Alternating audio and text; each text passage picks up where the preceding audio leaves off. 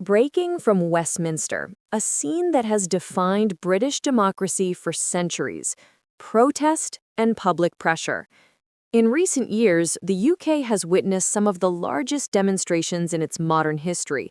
Climate activists blocking roads, veterans marching on Whitehall, and citizens gathering by the tens of thousands outside Parliament. But what drives so many Britons to the streets?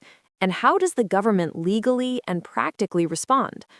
Tonight, we take a closer look at the growing wave of public demonstrations in Britain, what fuels them, how they are managed, and why they continue to shape national policy. The right to protest is a cornerstone of UK democracy. Protected under Article 11 of the European Convention on Human Rights, citizens are free to assemble and express views peacefully. Yet the scale of recent gatherings has reignited debate about the limits of that freedom, especially when disruption affects transport, business, or public safety.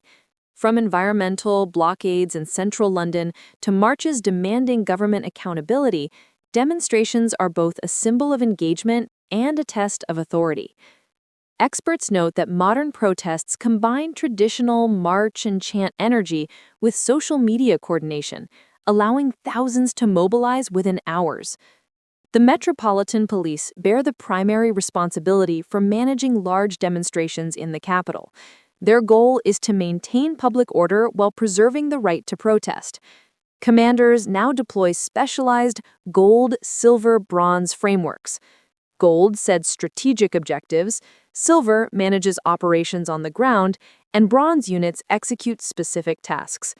When gatherings exceed 100,000 participants, cooperation with the London Resilience Forum ensures transport, emergency services, and local councils remain coordinated. The government's stance has shifted between tolerance and regulation. The Public Order Act 2023 expanded police powers to restrict protests that cause serious disruption, a move criticized by rights groups but defended by ministers as necessary to protect daily life. Legal scholars continue to debate whether these measures strike the right balance between liberty and order. Economic strain, moral conviction, and political distrust, these are the core drivers behind most UK demonstrations. Surveys from YouGov and Ipsos reveal that nearly half of Britons feel voices are ignored between elections. Protests become a way to force visibility.